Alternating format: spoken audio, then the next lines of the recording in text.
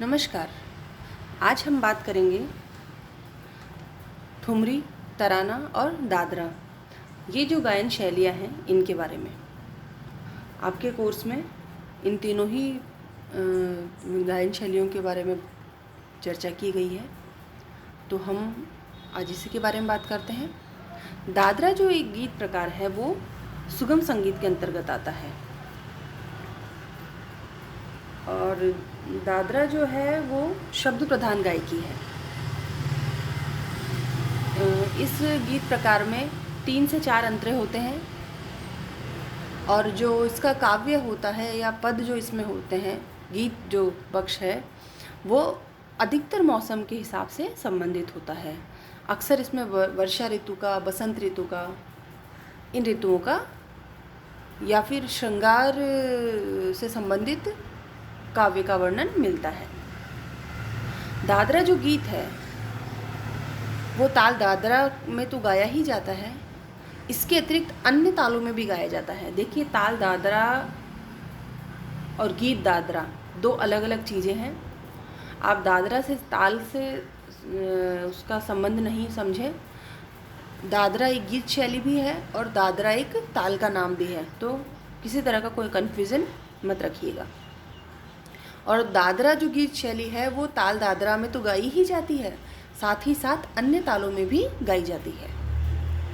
इस शैली को गाने के लिए पीलू, झंझोटी, देस ऐसे जो सुगम गायन के लिए उपयुक्त राग हैं उनमें से उनका चयन अधिकतर किया जाता है। इसमें आलाप तान का प्रयोग नहीं किया जाता है, लेकिन शब्द जो हैं उन्हीं को राग के स्वरों में ताल के साथ अलग अलग प्रकार से वेरिएशंस कर करके खूबसूरती के साथ दिखाया जाता है। उसके भावों को अलग अलग स्वर समुदायों के साथ जोड़कर खूबसूरती से बयां किया जाता है और बहुत ही भावपूर्ण और आनंद देने वाली ये गायन शैली है।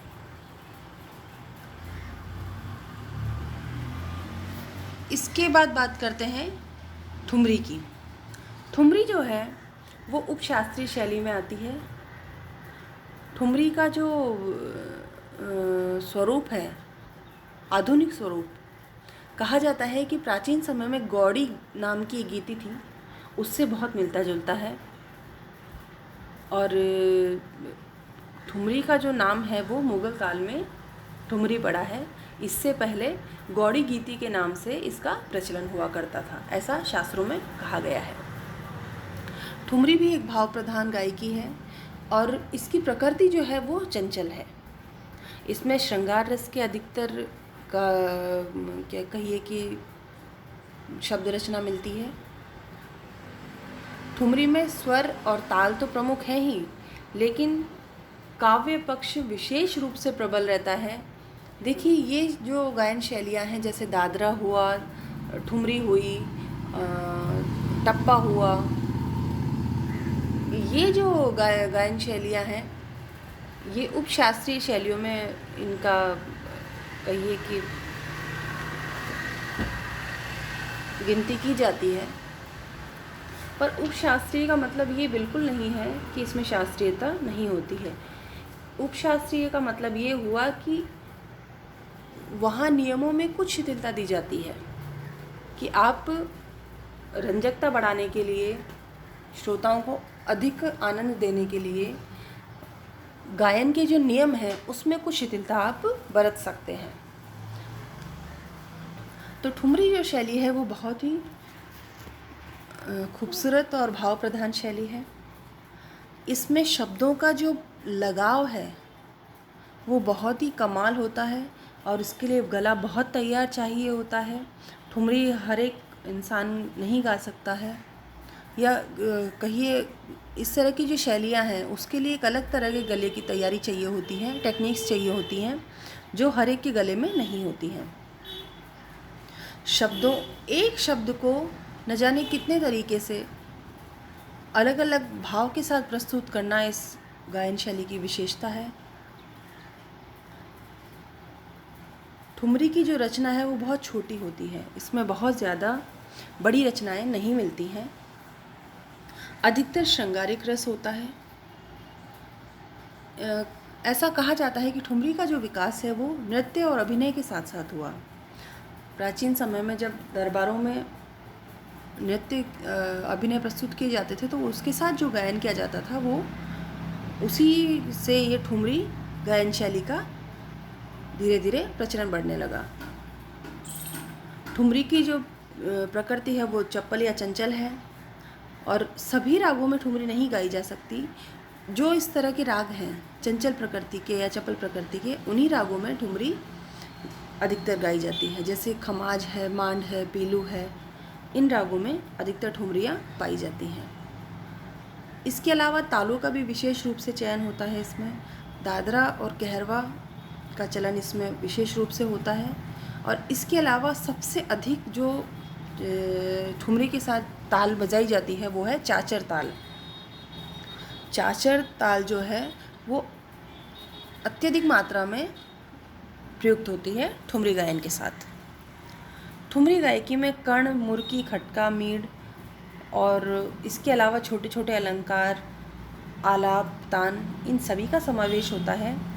किंतु इन सब का जो एक लगाव का तरीका होता है या उसे यूज़ करने का एक जो पैटर्न होता है वो ऐसा फिक्स नहीं होता कोई। वो उस बंदिश के या उस रचना की भावों पर निर्भर करता है कि किस वक्त कौन सी चीज़ कहाँ प्रयुक्त करनी है। और यही इस कलाकार की क्षमता भी दिखाती है। ठुमरी 2 अंगों से गाई जाती है, पूरब अंग और पंजाब अंग। ये जो पूरब अंग और पंजाब अंग है ये एक प्रकार से ठुमरी गायन की शैलियाँ हैं। पंजाब की जो गायन शैली है पंजाब अंग की, उसमें गीत की भाषा पंजाबी या ब्रज होती है। ध्वनि की मधुरता और कर्ण मुर्की का काम अधिक होता है। क्योंकि पंजाब की गायन शैली वहाँ की मिट्टी में ही ये चीज़ें हैं, तो मुर्की और खटका, इस तरह की चीज़ें, कर्ण स्वर, ये तो वहाँ संभवतः अधिक होना ही है। छोटी छोटी तानों का बहुत प्रयोग किया जाता है और एक ही स्वर के विभिन्न रूपों को एक साथ गाना इस अंग की अपनी विशेषता है। इसके अलावा पूरब अंग की जो ठुमरी है वो लखनऊ और बनारस में प्रचलित है अधिक मात्रा में। ये काव्य शैली जो है वो इसकी जो काव्य शैली है या काव्य रचना है वो श्रृंगारिक होती है, छोटी भी होती है। और ये जो शैली है वो धीमी गति में चलती है, धीमी लय में चलती है और इसमें भाव का और शब्द का अत्यधिक महत्व होता है। जैसा कि पंजाब शैली में कर्ण मुर्की का अधिक प्रयोग होता है, यहाँ मीड़ और आलाप का अधिक प्रयोग होता है। इसके बाद बारी आती है तराना। तराना जो गायकी है उसमें किसी प्रकार के कोई शब्द नहीं, सार्थक शब्द नहीं होते हैं। शब्द तो होते हैं पर वो शब्द निरर्थक होते हैं, उनका कोई अर्थ नहीं होता है। जैसे तान, देना, दीम, तना, इस तरह के जो शब्द हैं, गिड़नक,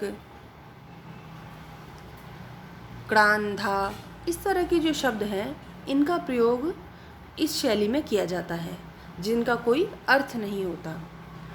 इस शैली के जो बंदिश होती है उसके 2 भाग होते हैं, स्थायी और अंतरा। तरानों में तानों का प्रयोग किया जाता है लेकिन सिर्फ द्रुत लय में ही। इसमें लयकारी का विशेष महत्व होता है। तराना जो गायकी है वो लयकारी के लिए प्रसिद्ध है। ऐसा कहा जाता है कि ये जो अक्षर प्रयुक्त होते हैं तराने में, तराना गायकी में, ये अरबी भाषा के बीज मंत्र हैं जिनका प्रयोग अल्लाह की उपासना के लिए किया जाता है। तराना गीतों को 3 ताल में अधिकतर गाया जाता है और जैसे जैसे लय बढ़ती जाती है इसमें तानों का प्रयोग किया जाता है। और तराना जो है वो अधिकतर छोटा ख्याल गाने के बाद ही किया जाता है। तो ये हमने आज चर्चा की कुछ उपशास्त्रीय गायन शैलियों के बारे में, शास्त्रीय और उपशास्त्रीय गायन शैलियों के बारे में। आज के लिए इतना ही। धन्यवाद।